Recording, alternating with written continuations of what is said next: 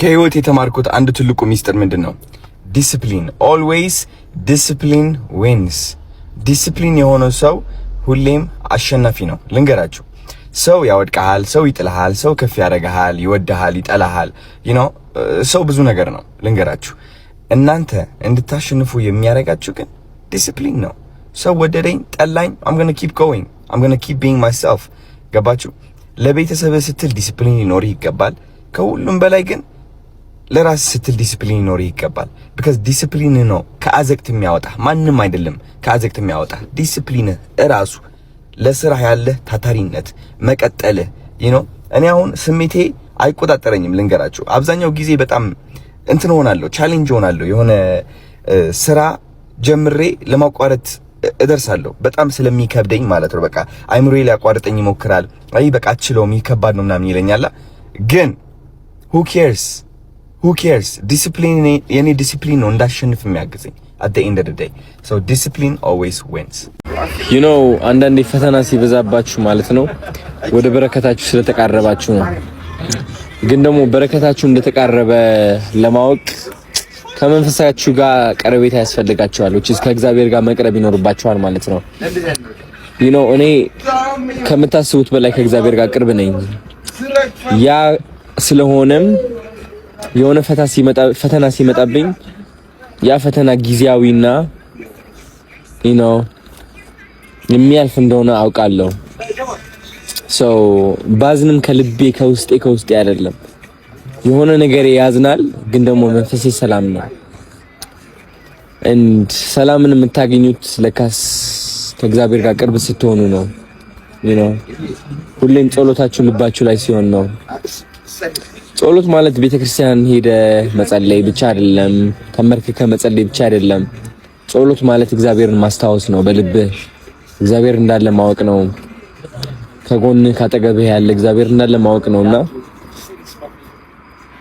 ጠንካራ ነኝ። እሱን ይዤ ነኝ። በምን ተአምር ዝቅ አልልም። በምን ተአምር ራሴን አልጠረጥርም። እተማመናለሁ ሁሉም ነገር ለከፍታዬ እንደሚያደርገው። ወዳችኋለሁ። እኔ እናት ላስተዋውቃችሁ ፈልጋለሁ። ማሚ እንዴት እንዳማረብሽ ዛሬ። ታዲያስ ግዴታ ነው። ይኸው ቆንጆ ነሽ ስትባይ እኔ እኮ ምናምን አትበይ፣ ተቀበይ። ይኸው ተቀበለች። የታባቱ የኔ እናት ደስ አለሽ። 5 ሚሊዮን ፎሎወር ገባው ዛሬ። አይ እንደገና ሌላ ደግሞ ጾም መግቢያ ነው። ምን ተሰማሽ? በጣም ደስ ብሎኛል። ያንተ 5 ሚሊዮን እንግዲህ ያንተ በጣም ትልቅ ደረጃ ነው። ከዚህ በላይ ደግሞ 10 ሚሊዮን ነው የምጠብቀው። እሺ ታዲያ ቴንክ ዩ ናይ ምግብ ሓዝ ማሚ ምግብ ሓዝ ምምሳሩ ትኾኒ ምግብ ተሓዝ አትሕዛ ምግብ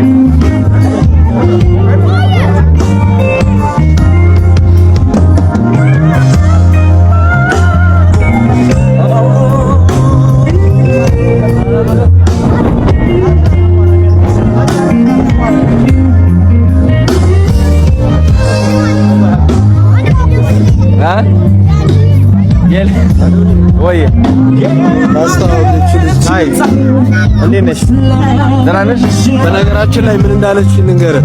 ያዶኒ አንድ ቃል እናቴን ያገኝልኛል ኢቢኤስ ሜጄ ማግኘት አልቻልኩም ብላኝ ነውና በደንብ እናወራለን፣ እንደውላ እናወራለን።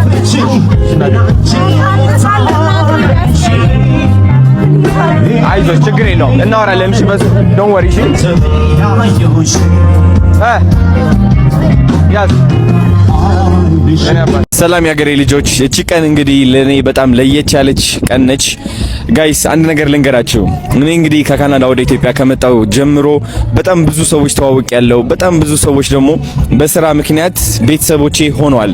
እነዚህ ሰዎች ደግሞ እንግዲህ እነ ጋሽ ሰለሞን ናቸው፣ እነ ሱራፌል ተካ ናቸው፣ የትና የት ናቸው፣ እነ አክበረት ናቸው፣ እነ ዲቻ ቦይስ ናቸው፣ እነ ነፂ ናቸው። ሁሉም በአጠቃላይ እኔ ያገዝኳቸው ብዬ ያሰብኳቸው ሰዎች ግን ደግሞ እነሱ በተጋላቢጦሽ መንፈሴን ልቤን ያከሙኝ ሰዎች እዚህ ቦታ ተገኝተው እንግዲህ ዛሬ የሚገርም ፕሮግራም እያሳለፍን ነው። 5 ሚሊዮን በመግባቴ በማስመልከትና ከዛ ደግሞ ነገ ጾም ይገባል አይደል? የጾም መግቢያ የሚገርም ኢቨንት አዘጋጅቻለሁ። ባንድ መጥቷል፣ ምግብ አለ፣ ሁሉም ነገር አለና ከኛ ጋር ሆናችሁ ኢንጆይ ብታደርጉ በጣም ደስ ይለኛል። እየዞርኩኝ እያንዳንዳችሁ አስተዋውቃችኋለሁ። እስኪ ተከታተሉኝ። እወዳችኋለሁ።